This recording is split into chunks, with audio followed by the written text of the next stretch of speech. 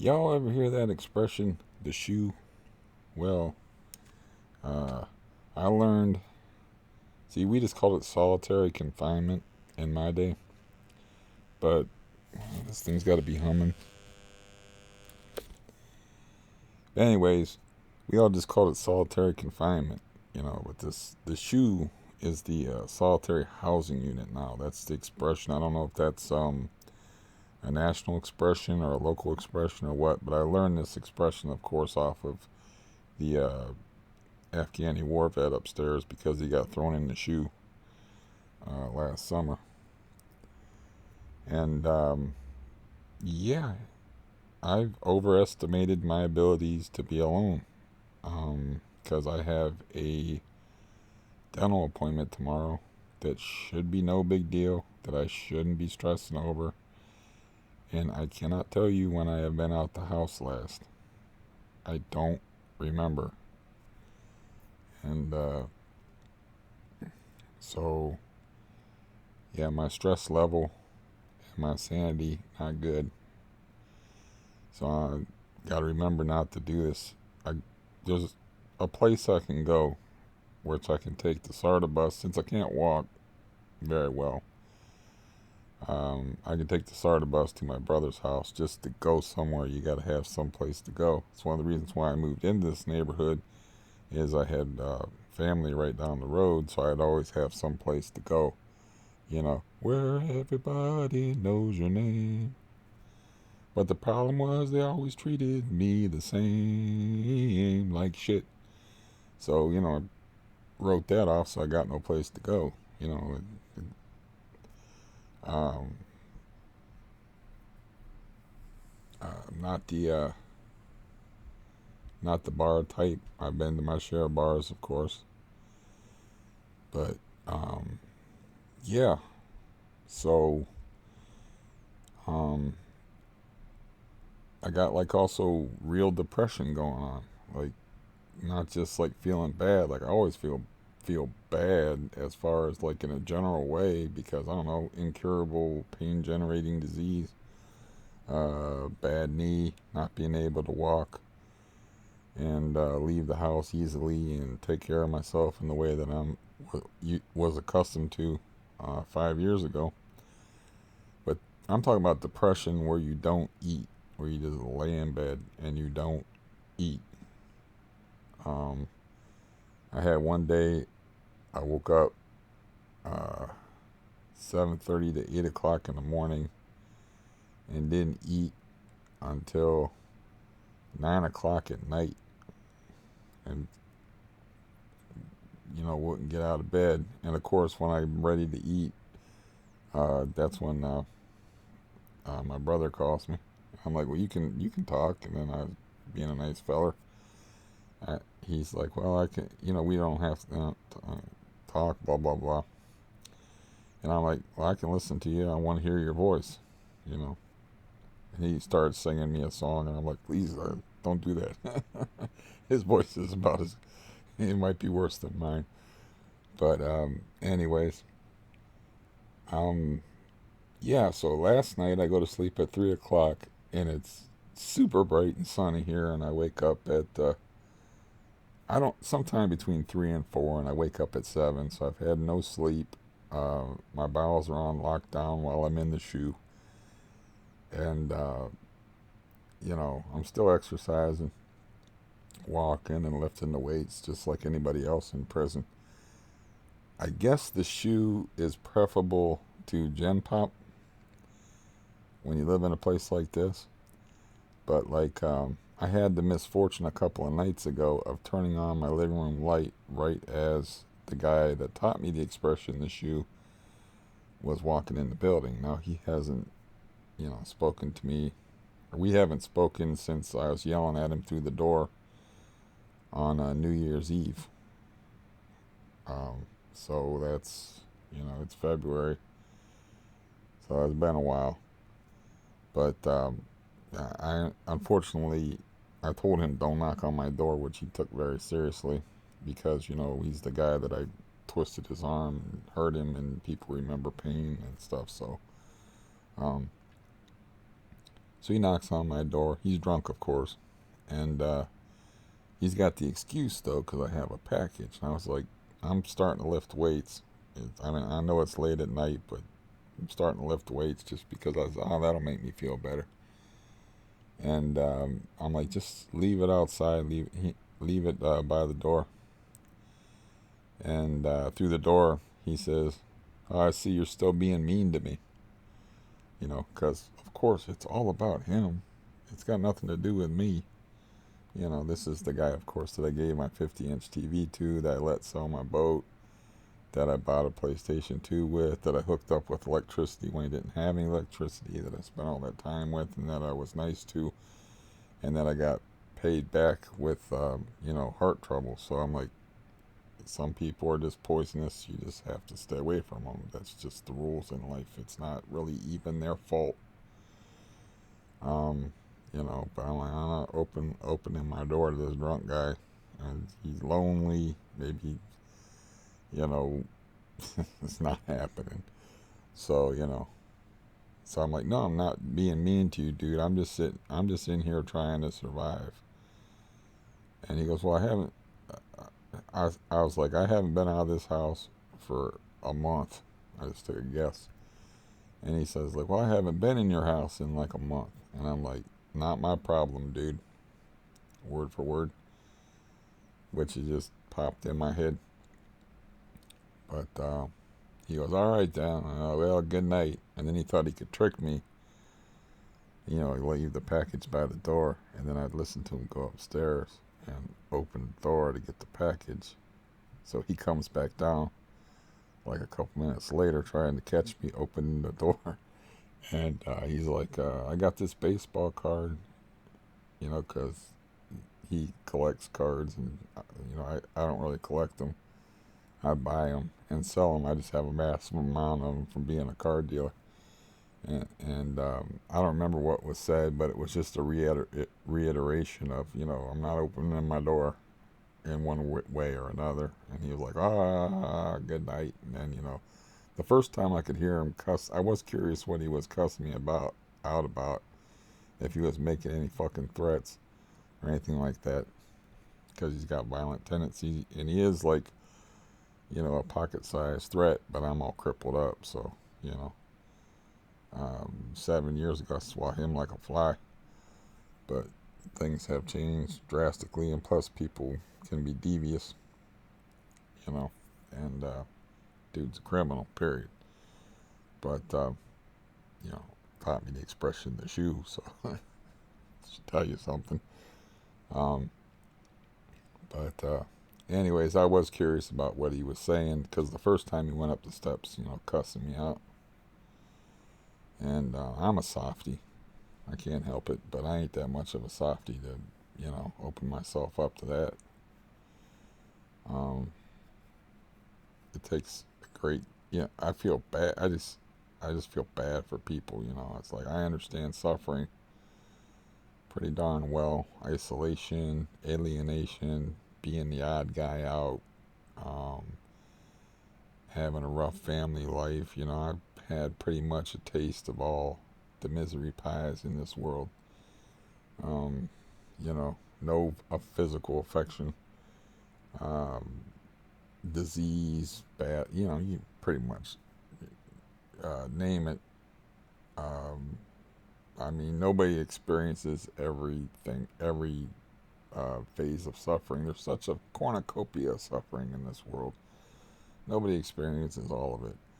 But, I have a fairly wide range of experience, and that kind of makes me empathetic to people. But regardless, that's what got me in trouble in the first place, is sort of opening up. I open up to people, and, I'm kind of like cautious about that. I'm trying to be selective about that, but you got somebody sitting down on your porch and their only entertainment is a cell phone, and they got no electricity, and they're burning candles for light, and they're a severe alcoholic, you kind of have to help them because they're going to burn your house down at some point if they don't, get their head together, get some electricity, stop having open flame around, while you can barely walk. Yeah, I was like, oh, this is a disaster waiting to happen, and plus I felt bad for him anyway, because all he'd do is sit out on the porch with his cell phone, wait for it to die, and then walk to the Arby's where his girlfriend worked and charge it up, and then go back, sit on the porch, and just keep doing that, and trying to scrape up beer money and stuff. But yeah, I mean, I'm doing bad though, really. I don't like to talk about those things, but this whole bowel thing is not good, and I got some of the sleep disruption. I got the depression, to the point where, like I said, one day I just didn't eat. Other days, like, didn't get out of bed. It's like it's filthy, stinky, dirty. I took a shower last night, but it's like one shower is not going to do it. So I got like shower for 3 days just to get clean. I'm talking about real depression. It's just because I seem okay. That's just me. I'm not okay. So I can't do this to myself again. I mean, I don't want to go to no dentist. It doesn't even have to be an invasive type procedure. They're just going to do like molds. It's probably not going to be any big deal, but I haven't gone anywhere in so long. I got no appetite at all. I got no desire to eat. And I guess I overestimated my abilities as far as like just stop living, stop interacting with people so I can inflate my bank account, so I can get out of here. Because, like, I did talk to my best friend in Florida yesterday. He just happened to call. I was like, I need to call somebody or something, man, because I can't even fucking move.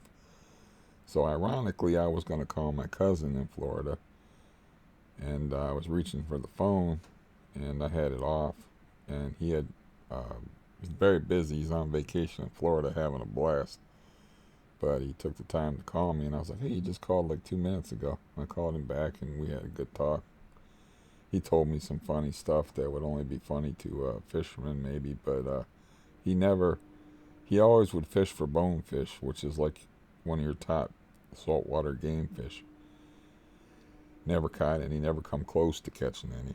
Well, he caught 3 of them in the same day by accident, and he didn't know what they were, so he tried to eat them. And first of all, you're not allowed to eat them. They're strict catch and release fish. Second of all, he said they're called bonefish for a reason. There was just too many bones in them. He really couldn't eat them. And but yeah, that was funny. Um, but anyways, yeah. So I'm just kind of out here on an island. I'm like, well, what do I do now? I've had no sleep, and I eat like one meal a day.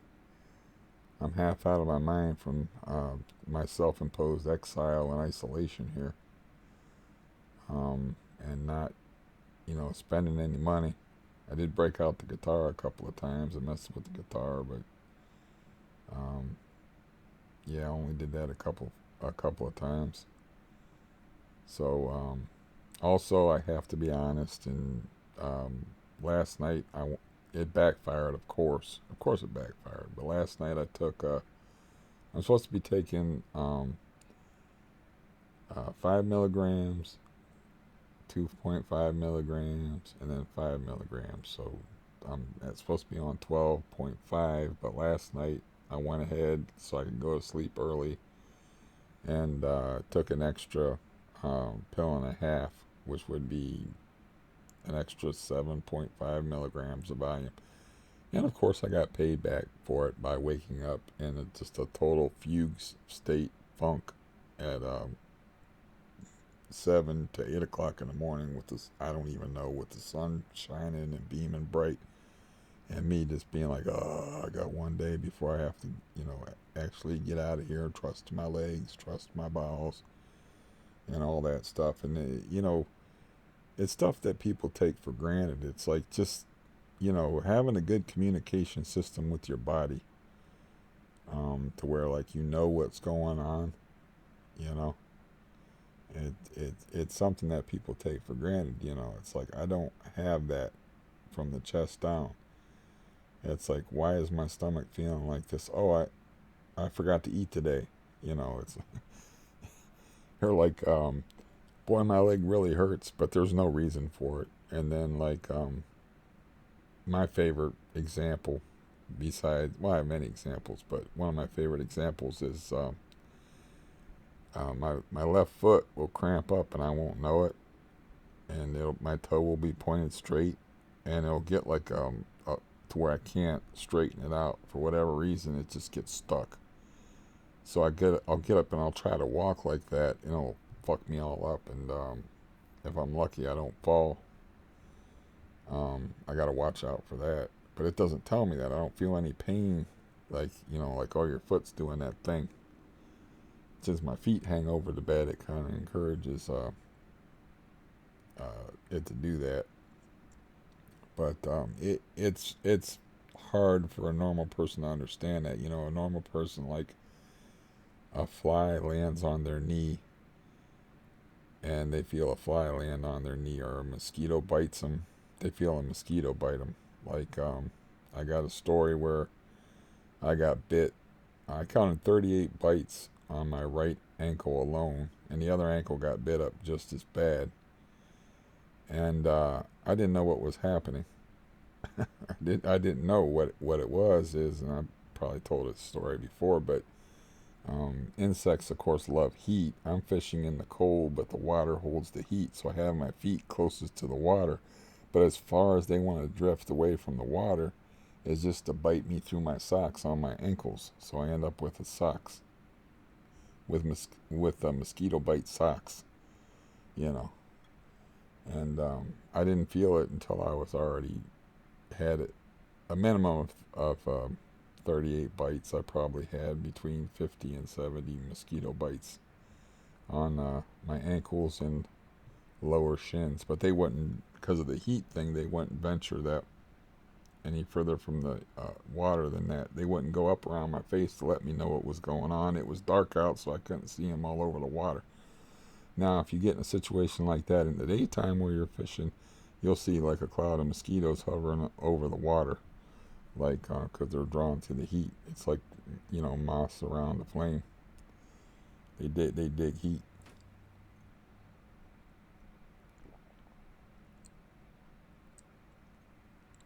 Also, since my recent heart troubles, where I after 9 days of 12.5 went to 10, I'm not real trustworthy of my heart. I'm still exercising, but it's like, yeah, I got some paranoia over that too. But a lot of it's like I said, it's just being stuck inside by myself, not spending any money, not interacting with people. And, I don't see anybody. I don't, nobody comes and sees me. Nobody comes and visits me.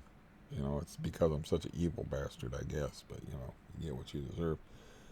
I mean, but I'm not desperate enough for a company to let a drunken felon who taught me what the shoe was into the shoe, so I wouldn't be in solitary anymore. Because I'll just end up smoking cigarettes and having drunk, meaningless talk, and just being a filler for him. Because it's all about him. It's like, oh, you're still being mean to me. It's like no, I'm not. If I was mean to you the day that I about ripped your arm out of the socket. Okay, I was a little mean that day, but just like saying, here's $20, when I'm ready to see you, I'll see you, and he knows I had a major heart deal going on. And he probably understands that smoking and stress is not good for your heart, and probably understands, all that, but that's just how that family is. It's all about them. They could give a fuck about me on really. It's like I haven't heard from. I haven't.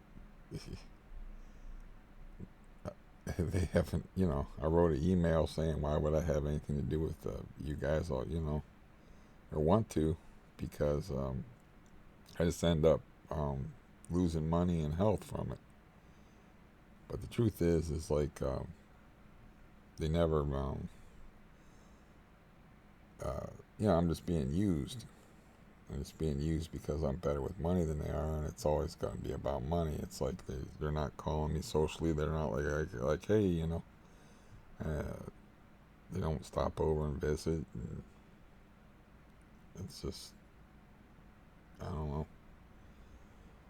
I mean, they have invited me, like, hey, you want to go here and you want to go there, but they don't understand I got people don't understand that. Like when I had the boat, like, hey, you'd like to take the boat out today? It's like, yeah, okay, I got like a disease.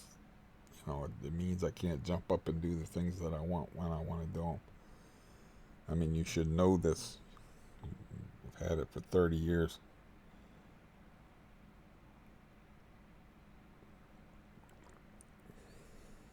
Yeah. And, maybe I am an evil bastard and just don't know it. I don't know. I don't think so. Um, you kind of lose perspective when you're by yourself all the time. You start like questioning yourself. It's really bad for you. Um, but tomorrow I'll drag myself in there and let whatever happens happen. If I have to like dope myself up to get in there, I consider it lesson learned. Okay, we have to take preemptive steps here. As far as the depression, as far as like getting out of the house. I mean, if you can't remember the last time you were out of the house, I mean, I literally can't remember. It's been at least a month. So, okay, I do remember now. It was for a short walk, very, very early in the morning. Was the last time I was out because I was learning how to walk with a cane again, and I'm like, well, I'm going to try it, and I muscled up my bravery and staggered out there on a cane and walked up the alley part way and walked back in. So I was outside for like a grand total of 5 minutes. That's about all the further I could walk at that point on a cane. I could do about 20 now. And, but yeah, now I'm kind of understanding like how solitary confinement is a punishment, because there's no reason I should be nervous about this dental. Nobody likes going to the dentist, but I'm not going to get anything done invasive, like, I don't have a cavity that needs messed with or anything like that. I just have really what the appointment's about is just like, making molds for different partial plates. So it's like putting I know I've had it done before, so it's just like putting a pasty compound in there that to make a mold with. And I do have like a bone spur deal thing there. I might save that for my next appointment. I don't know. Or I might mention. It depends how I feel when I get in there. I might not even make it in there. It might be like tomorrow. I might be like a mess, and they don't like that when you cancel it the same day. It's a Sunday, and since it's one of them cheap ass dentists, they might even be open today, so I could maybe even call today and reschedule my appointment, and then get out of the house, and then see how I do, and go to my brother's house. I don't know, but yeah, I can't live like this, man. This is crazy. I can't live in this level of isolation and not being able to do anything, and then the depression's starting to creep in there like real depression, not just feeling bad, but real depression where you're not functional. You don't eat, you don't bathe, you don't take care of yourself, and yeah. I wish I had better news. I don't, I have to be honest. Even have to be, I'm ashamed that I'm, cheating on my taper. I'm ashamed, but I'm getting pretty. I'm feeling nervous and anxious, and I just need to get out of here. But like I said, I'd rather be in the shoe than Gen Pop, man. I'm listening to her dog carrying on right now, which you can't hear because of this special fancy new microphone. Um, but yeah.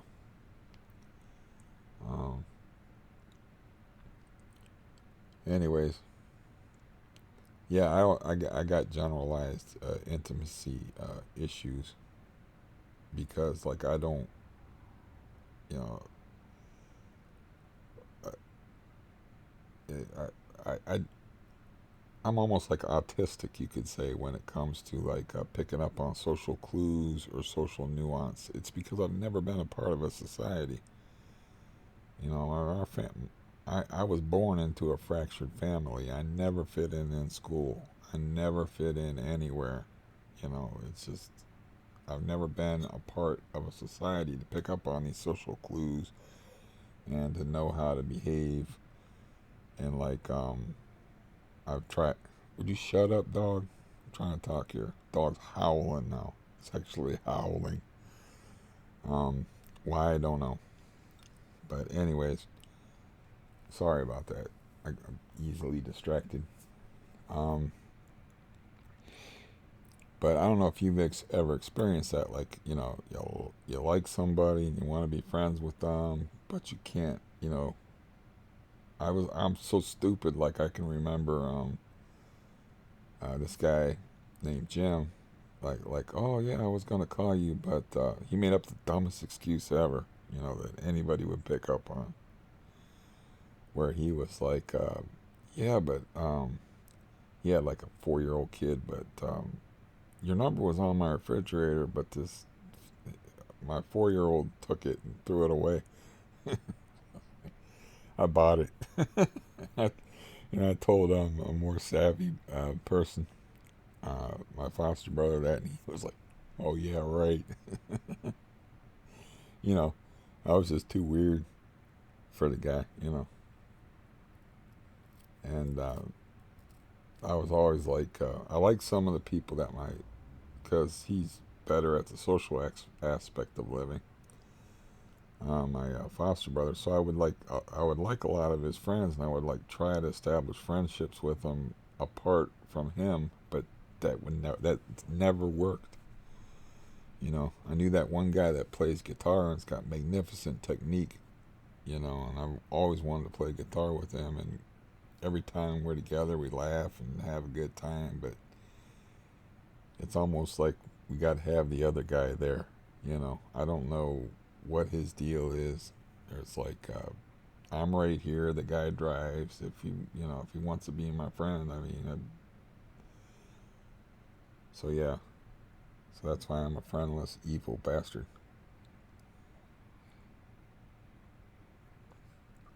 Who has a sense of humor about it? But yeah, yeah. I don't know.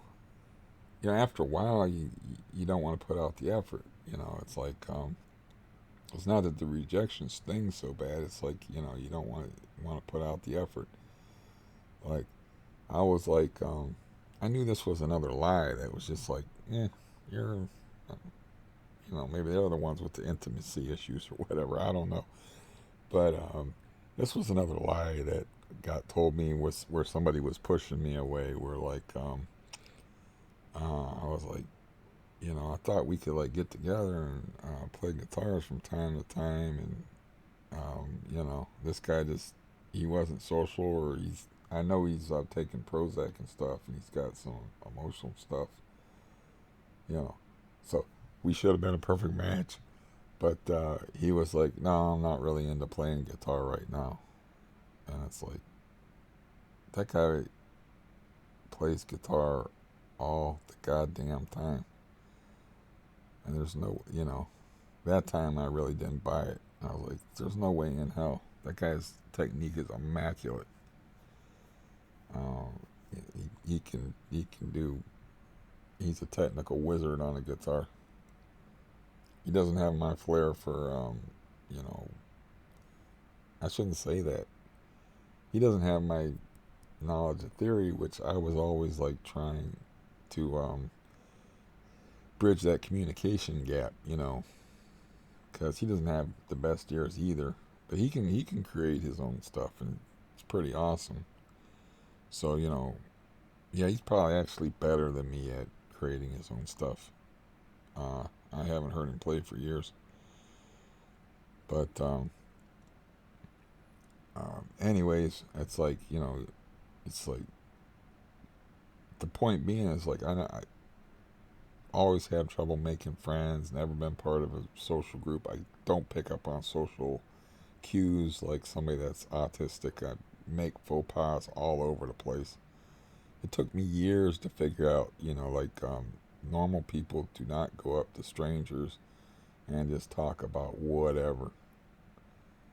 Sort of like what I do on here. I talk about whatever, but it would be like person to person. Because I used to be like physically formidable, I wouldn't worry about nobody kicking my ass. So, I just go up and I'd say something. People just look at me like, what the fuck? And they wouldn't even have an answer for it. Then I figured out, when I was fishing, like, you just keep everything simple, man. Just talk about like basic shit. Don't go up and say something esoteric to some goddamn stranger. You know? You don't jump into the middle of it, you don't go up to a stranger and like say something that's even you don't say a sentence, for instance, that's got more than a few words in it as a starter. I can't think of an example of something that I would say to somebody that was fishing, but I would just say something weird and off the wall, and then you just get this reaction like, I don't fucking know you. And I can remember like other examples, like where I was fishing, where it's, you know, I don't look at the big picture sometimes too. Like a guy came up to me and I had like a coat on, and the coat, like I got off of somebody, had like a workplace thing, and he was just wanting to make conversation with me. So he was like, "Oh, you work at so and so, you know?" I'm like, "No, man, that's just the coat I got off of somebody." And he took that as like a shutdown, like, I was shutting him down, like, I don't want to talk to you.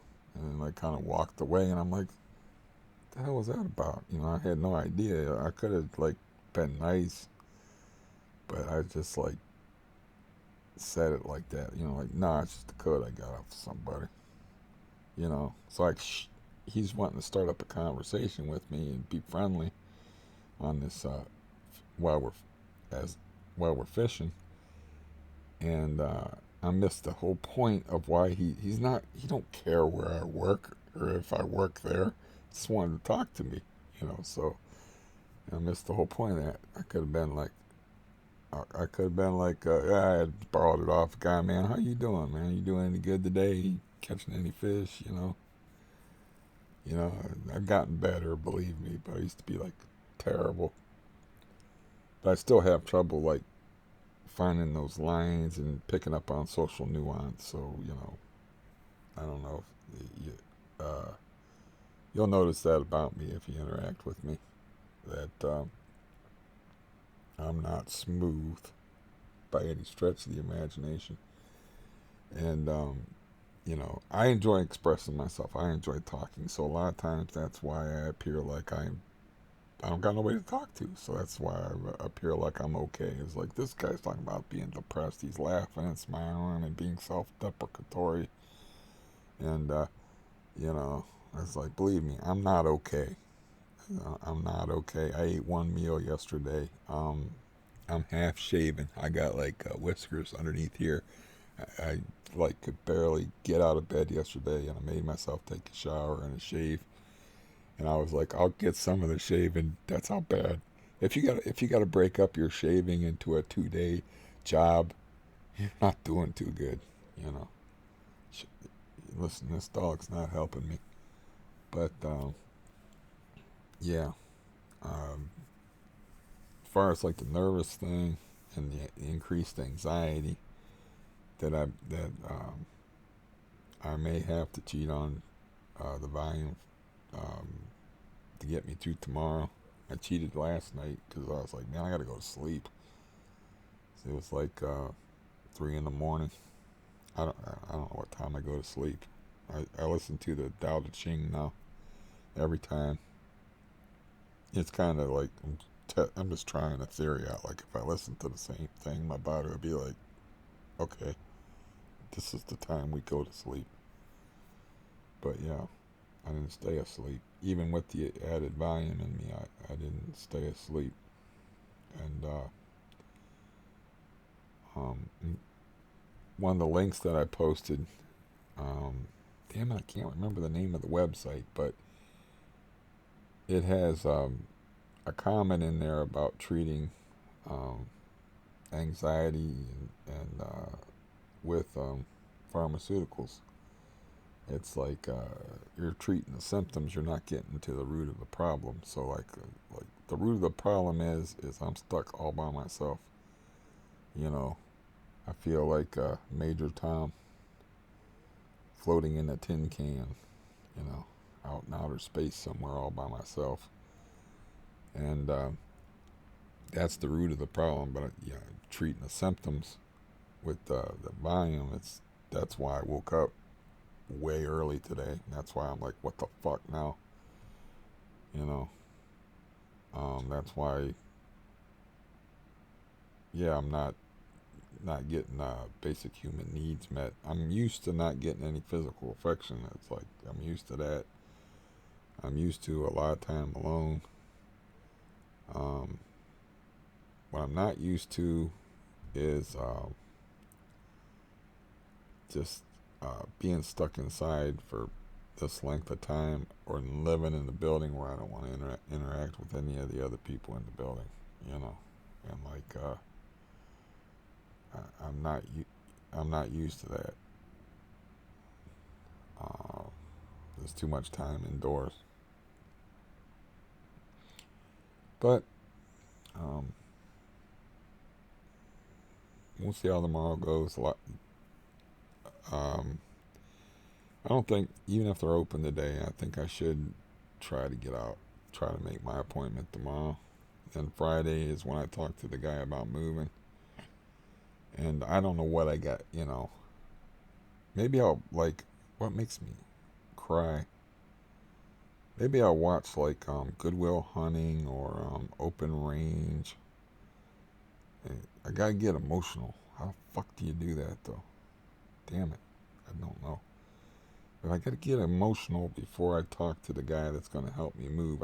I've been using his name a lot, and like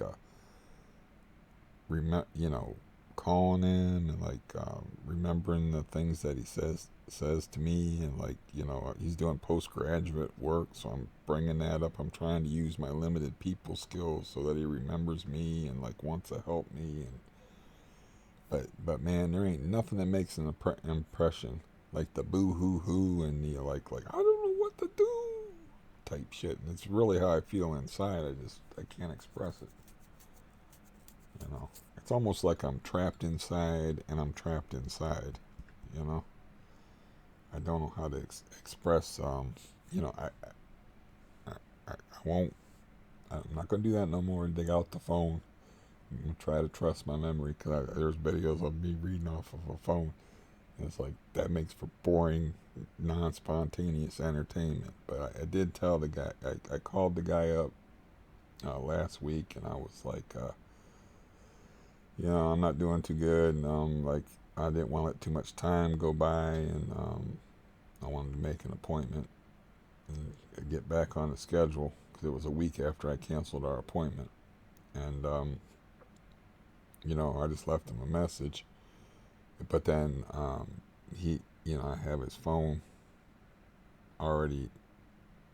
I have his phone number. He already texted me, so I just texted him back, and I'm like, I had a lot of trouble expressing my despair, and I kind of like went into detail because I'm a writer, so I do it in writing better than I can do it verbally, And when you write, your face isn't there, your physical aspect isn't there, so or like you can write pain, where I can't express that.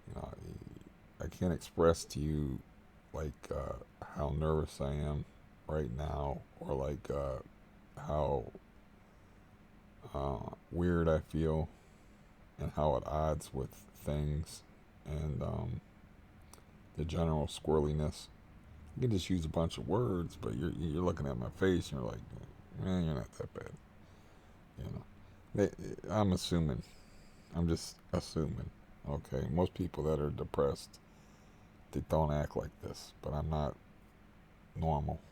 I grew up in abnormal circumstances. I have an abnormal disease and have had an abnormal life. I'm not normal. So, yeah.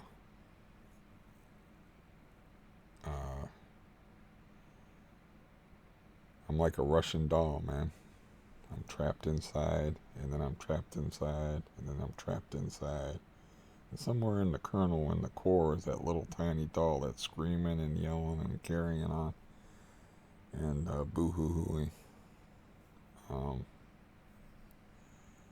Yeah.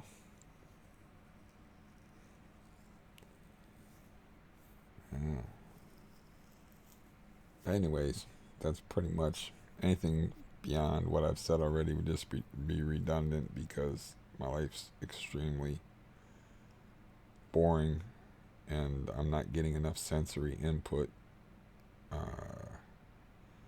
need to get outside, but then if I get outside, I'm going to run into Captain Crazy that was pounding on my door calling me a meanie. I see you're still being mean to me. It's like no, I'm trying to protect. I don't argue with drunk people or explain things to drunk people. It's just pointless. They're probably not going to remember it in the morning anyway. So he said, I see you're still being mean to me. And I said, no, dude, I'm just in here trying to survive. Which, I'm not going to explain to him, like, you got a bad smoking habit, and I'm a smoking addict. It's not healthy for me to be around you. Do you remember when I was in the hospital on September 12th? And you made a joke about it when I came home, and didn't think it was any big deal that, I was in the hospital for 3.5 days with tubes stuffed down my throat and heart monitors and getting shocked and all that shit. And he's like, oh, I thought you'd stay in there another day so you could watch the Browns game. So I didn't say all that. I just said, I'm just in here trying to survive. I'm not trying to be mean to nobody. I'm not a mean guy.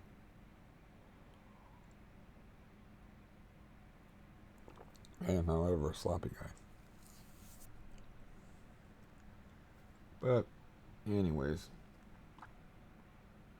Yeah. That's the point that Carl Jung video makes, is like when you, lots of times,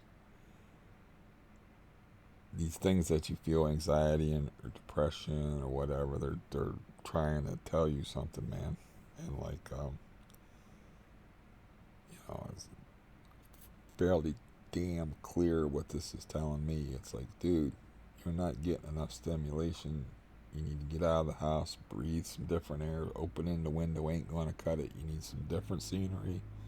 You need to be around, well, it's February in Ohio, so there's not a lot of green and growing things, but there is different air around, and I could, like I said, after tomorrow, whatever happens to tomorrow, if I freak out, and I can't make my dental appointment, which I think I'll be able to make my dental appointment. I mean, if I have to drug myself up to where I'm a zombie, I think I'm just going to go.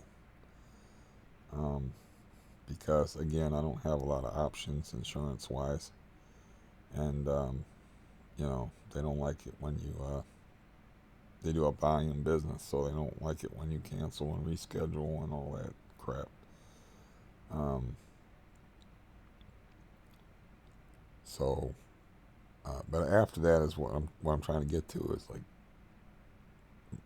it's time to get tough with myself and like actually make myself go visit my brother, and yeah, and the benzo edginess doesn't make stuff like that a whole lot of fun, but it's maybe like it'll inoculate me against this type of diseased situation I'm in right now, which is not good, where I'm just, yeah, I've been watching a lot of British stuff, and, you know, they have weird expressions. I think at nines, at sixes and sevens, they have something with a number that says that you're just kind of like at sea. We Americans would say, "Oh, you're just kind of at sea." You're just kind of like lost, drifting along. That's kind of like how I feel, and it's not a good feeling. Um, yeah, I set the bar too high for myself sometimes, like dropping the my benzo dose too quickly, or thinking that, planning things out in my head, not understanding that like 2 months is a long time. It's like, for 2 months, I'm not going to spend any money. I'm just going to concentrate on exercising and treat this place like a prison, and concentrate on exercising and dropping my benzo use, and even thinking that, maybe I can uh, drop it, drop all the way off of it, and then like move into a place. I have these stupid ideas. Move into a place and, you know, be benzo free and leave all the bad stuff behind and leave it all in this place I've been living in. I've been living here for 10 years, so, you know. Um, I told the guy in the text message, I was like, look, I moved a couple of times before by myself, but I am messed up. And, I don't remember the terminology I used, but basically, I'm not sane enough to, like, do it myself, I don't think, you know. But as the cliche goes, you can be surprised by what you can do if you're forced to do it. And I definitely got to get out of here before the warm weather comes. Get someplace different. I won't be able to stay sane here. I'm teetering on the brink as it is. Uh, so yeah, and I'll take the loss. As long as I can get out of here, man. I think I would leave everything here except for I won't leave my gray guitar. I can't do that. Um, I won't leave anything. I won't leave my book that I have on flash drive, and I won't leave I have my actual manuscript from 1998 and I think 97 through 99. I have my writing manuscripts. That was the time that I wrote, was like, I think through 97 to 2001. So I have all my, I won't leave my manuscripts even there. Nobody can read them, you know, because they're written longhand, which I can't even do anymore. It's like I get tired like writing a letter. But I would sit there and write, when I was young, of course, write longhand.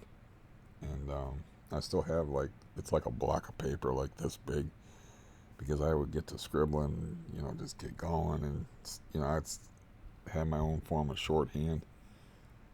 And then But I would like date each page and number each page. This stuff is not interesting at all. I realize this.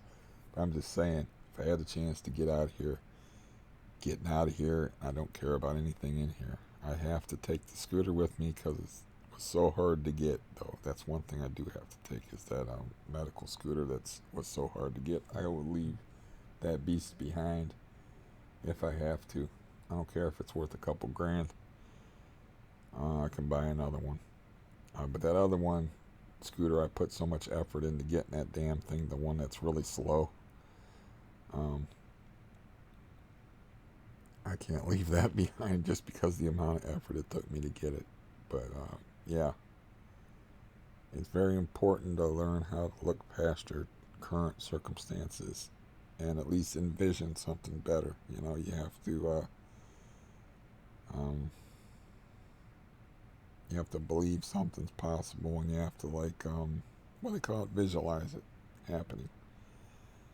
So I have to visualize myself going to the dentist and being okay tomorrow and not acting like an idiot, not freaking out. And excuse me, it's time to go anyways, but I have to visualize a saner me, and you know, I can yeah, I know how to do this stuff. I know how to do this stuff. I've just kind of got lost here in the last month, in my own head. From I'm not going to use that footwear expression again. Don't worry, even though I like it. But just too much time alone and just not enough humanity. You know, people need other people. And yeah, you need fresh air, you need other people, you need exercise, you need food, you need a proper sit down, if you know what I'm saying, on a fairly regular basis. I don't know what I can do about that. If it, you know, it's the disease. If it don't want, you know, if it don't want to go, it don't want to go. You're not going to be able to make it go. And if you do use chemicals to make it go, you're going to be sorry. At least this is, you know, I'm going to be sorry. So I know how that goes. So anyways, some of the coherency is lagging here, and some of the perhaps desperation is leaking through. So, yeah. But no, that's sort of like the key to the whole thing. If you can't envision yourself doing something, or you have to think it, you have to see it and visualize it and believe it's possible before you can do it. And so I have to look past my current circumstances to a livable future. Though even the present's not a doable thing for me. This isn't a doable thing, man.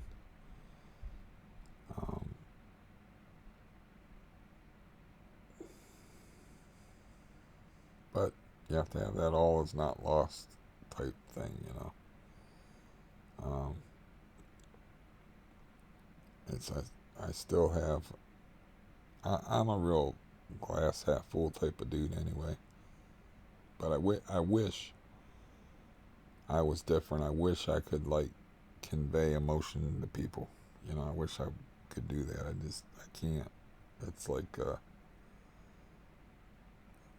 can't get it across to people. It's been like as you probably know if you're listening to this far, you know, because I'm basically to somebody that's never listened to me before just sound like a babbling lunatic. Uh, Damn it. I had to throw in that phrase. I lost my thread of thought. Let me see if I can throw in some filler and see if it'll come back. See if that'll come back. No, it's gone, man. It's gone. Total blank slate, man. Tabula rasa. Nothing there. Oh shit, that is not good. Um, it had something to do with me expressing my emotions, or oh yeah, that's been the bane of my existence. Is not being able to convey how bad things are. That's why they said I had growing pains when I was 14. When I actually had a growing pains, it was a growing tumor in my spinal column. I said I had some my legs were on fire, and I had a whole bunch of crap going on after I got my surgery in '86, and they said that's normal post-operative discomfort. It wasn't. It was CRPS, a rare neurological disease that if you catch early, you can knock it into remission. But I couldn't convey how bad it was to them, and yeah, it's so that's the pattern of my whole life, and I'm not going to psychoanalyze how I came that way, or what happened to me as a child. If it goes all the way back to my brother's suicide when I was 9 years old, which I was in the house and he was in the backyard when he shot himself. I'm not going to go there. I don't know why I am the way I am, where I cannot communicate emotions. I'm like my older sister said, I always referred to me as kind of robotic. Um, I can't. Um, I guess you don't get to pick who you are, because your personality is formed at a young age. So you can make choices and you can change your life, but you can't change your core personality.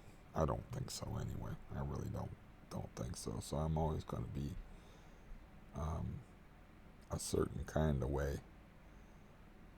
My basic wiring, my basic hardwiring, I can like plug this program in here and do this and change in this way and change in that way. Like I have gotten better at interpersonal communication, but I still can't communicate despair, pain, misery. I seem to do okay with anger, but that's because I grew up where that was like uh, the the emotion my dad had no trouble at all expressing was anger. Okay, uh, so yeah. Anyways, this my usual train wreck video, but yeah, this is how I'm doing. It's not good. It's fixable, I think. I just need to get out of the house at least once a week until I get out of this house, because that's all this apartment building is. It's a big, gigantic 5,000 square foot house sectioned off into apartments. Um, you know, once I move out of here, I'm positive things will change for the better. Now, you might say that I am a cockeyed optimist. I'm foolish when it comes to being overly positive, considering the way things go for me and my past. But it's got to be better. If I got a landlord, I don't want to strangle until his eyes pop out of his head. If I don't have people with, I actually have a Stampy song. Okay, this has been going on for ever since she moved in here. Singing my Stampy song. Stampy, oh Stampy, why do you stamp like you do? Oh Stampy, oh Stampy, when it comes to stamping, nobody beats you.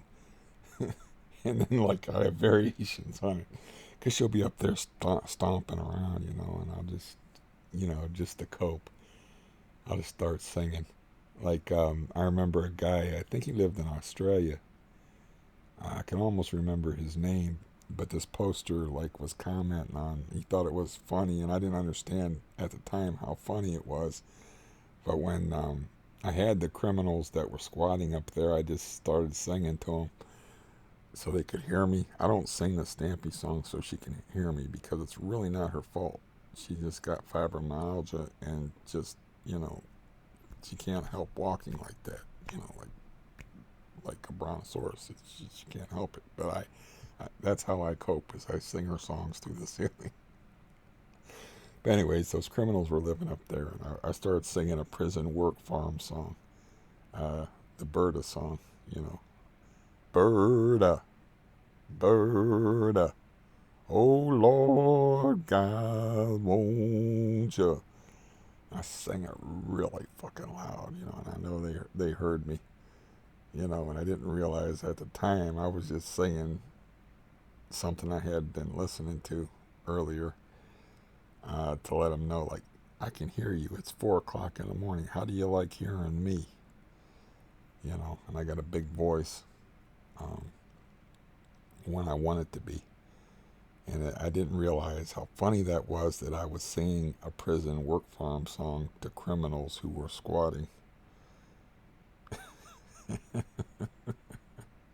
Anyways, you gotta laugh. What are you gonna do? You know, hopefully, you know, I can get out of my funk. Hopefully my bowels will stop being tied up in knots, and hopefully I get through tomorrow and recover some of my limited sanity. It's 11:25 right now. My appointment for tomorrow is 3 p.m., so it would probably be wise for me not to nap until, not to let even though I didn't have any sleep the last couple nights, not to go to sleep until at least after 3. And, you know, not to stress. Just like, look, man, it's just the dentist. It's not a big deal. You've done it a million times before. You know, you're going to take an extra pair of pants because it's a bad disease.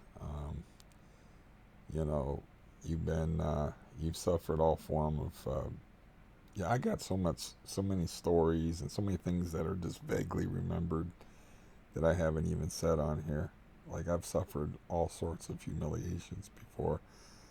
And that would, the old shitting yourself thing, that would not be a new experience for me. Doing it in like a place that wasn't somebody else's house, that would be a new experience.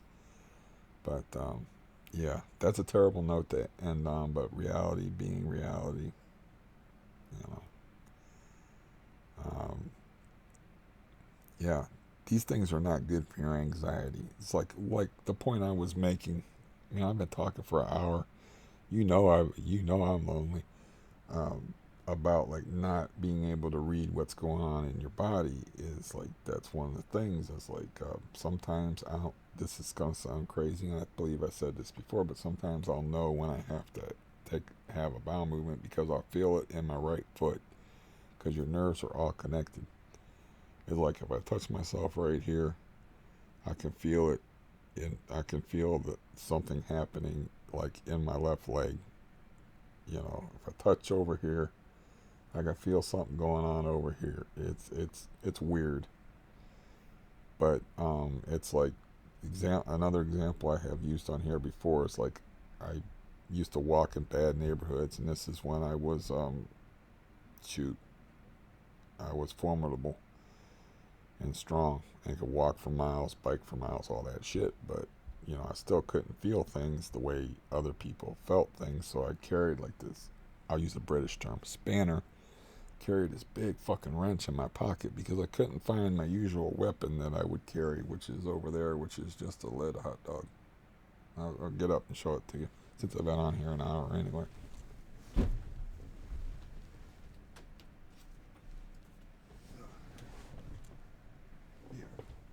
Yeah, I don't know what this is called. If this is called, they have sap gloves, but I don't know what this is called. But this is what I used to carry. You put it in your hand like this, and suddenly you're Mike Tyson. You know, so you hit somebody with that, it's lights out. I don't give a fuck who they are. because the added momentum, that's lead that weighs a half a pound, you know. Anyways, I couldn't find that, so I just took a big ass wrench for protection because I'm walking through these bad neighborhoods. And then I sat on the wrench, and then I told my brother-in-law, like, man, you got to get some more comfortable chairs, man, if you want me to come over and visit you. You know, I said sarcastically, trying to be funny as always. And then I realized I've been sitting on this big ass wrench in my back pocket. And, you know, I pulled it out, and I was like, oh my God. So, yeah. It's just all part of the hellish, bizarre experience of being me. And it's hard to explain the insanity of that to people. You know, I told somebody, like, he thought it was crazy at the time because it's just an alien concept to people. But I was like, man, sometimes it hurts when the wind blows on me. It was sort of like having the benzo thing. You can't explain the benzo thing to non-benzo people. It's like you can't explain why you would get angry at raisins, or why like, you know, you feel all these weird sensations in your body. It's like it's the same deal. Like with the CRPS, it's like you get the burning sensation, you get weird sensations, weird pains, and you don't know what the hell's going on. You know, so after a while, my idea was just to ignore all of it. It's like, I don't, like, body, you're a lying son of a bitch. I don't believe none of the shit you're telling me. You know, but then you still have to pee, and you still have to poop, and you still have to, like, make sure your foot's operational before you try to walk. And I only hurt myself really bad once when I had that cramped foot thing where I went flying into the wall elbow first, and it was the corner of the wall, and I split my forearm open because, well, it's better than my face. So, but yeah. Anyways, yeah, I'm understanding now that I've overestimated the point of the whole video, besides me trying to blow off some steam and loving the sound of my own voice and believing that I'm interesting and all that other crap, is I'm realizing that I've bitten off more than I can chew with this whole isolation thing and this whole clamming up and not spending any money at all. And um, yeah, it's not doable. I'm not going to remain sane here in solitary confinement, and I can see why it's a punishment. And yeah, I don't know. I can kind of understand why people don't visit me or check up on me. I kind of understand that, I guess. Because some of them I've actively pushed away, and some of them I've tried to make up with, but they're like, man, you are too much to deal with. You're too for other people, it's like you're too intense. You know,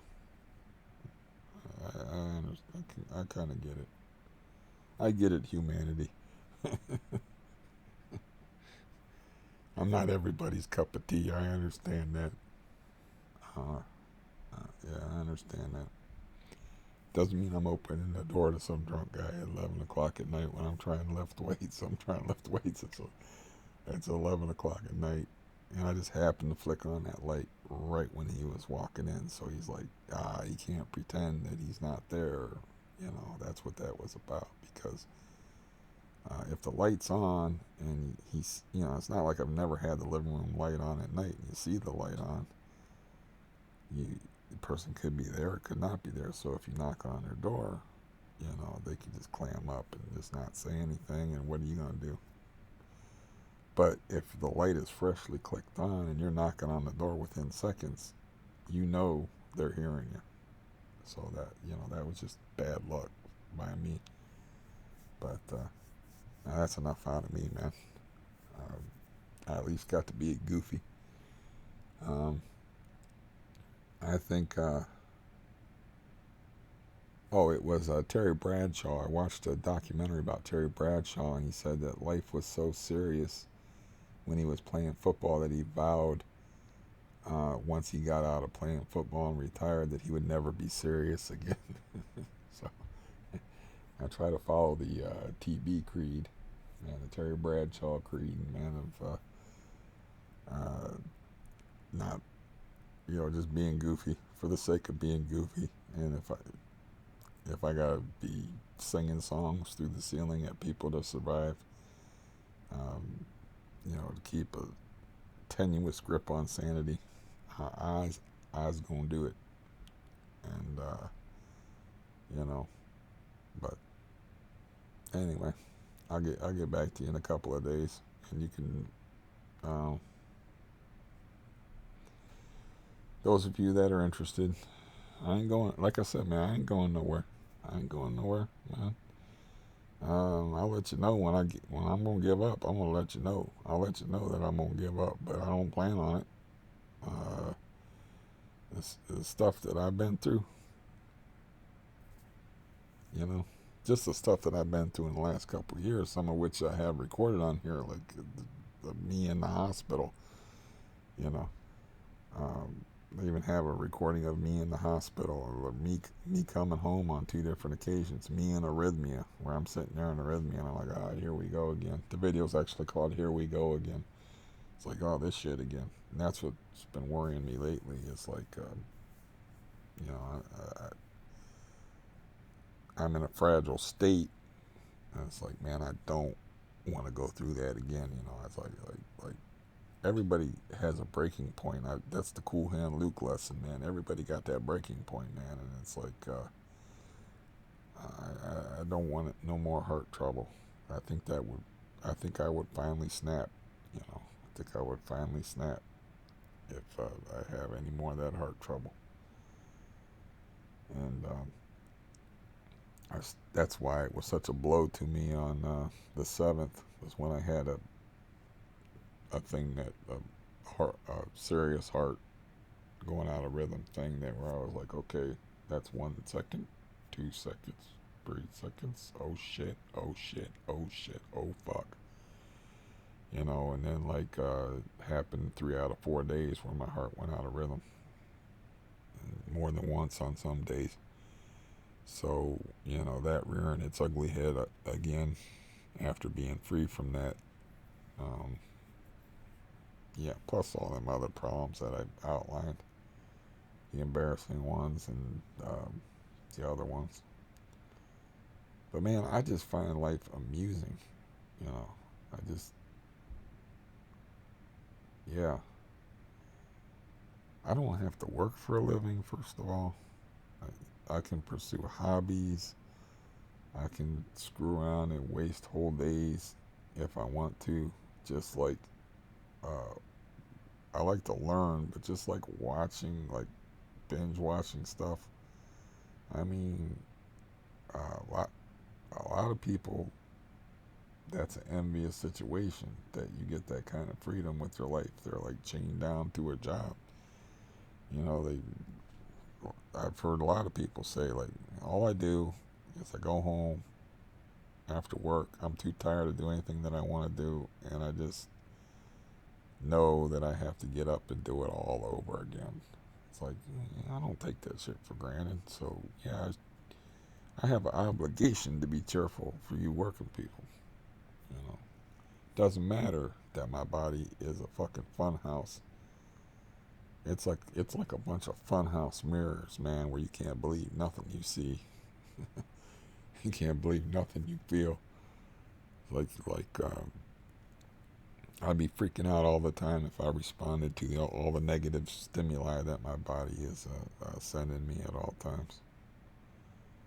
Um, but yeah, that's how I feel about it. It's like I do have the benefit of having a relatively clean conscience.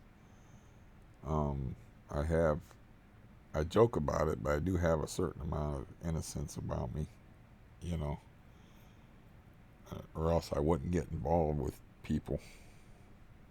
like the dude upstairs, or I wouldn't like try to help uh, uh, people like down the road, or you get involved in this and get involved in that, you know. Um,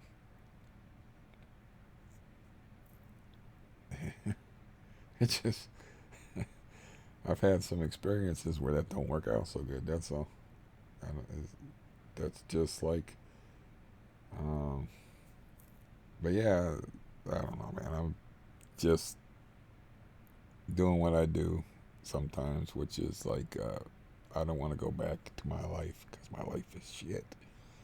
I enjoy this. I enjoy talking to you, and I enjoy just rummage around in my brain, and I enjoy my utter shamelessness and silliness, and sometimes outright stupidity. Um, yeah, but anyways, um, like I said, I'm not going anywhere. It's like so. If you enjoy my company, I'll be around. If you want to talk to me, I'll be around. Um, I just, yeah, I just, well, these are small changes, perhaps, but the fact that I feel like I'm losing my goddamn mind from being stuck alone in a house that I hate with, I don't know, bug spray still staining the walls, and yeah, it's like that's that is the change. So I am kind of reporting a change. Is like I'm pretty freaked out as far as like going outside of the house and trusting my own sanity, and holding it together for my for a stupid dental appointment. I mean, I don't know how I'm going to be tomorrow, but my nerves have been raw, and the volume hasn't really deadened it that much, and even cheating, which I ashamed of what I did last night, but I did it. Um, not didn't fix anything. Um, but time to stop procrastinating and go back to the shitty thing that I call existence, and at least get to watch this and laugh at myself and cringe, and you know like, oh, that's me, but this is me. So while the uploading process occurs, that yeah, see you in a few days, and I hope your grip on sanity is a little tighter than mine. That's a little different than my usual outro, but goodbye.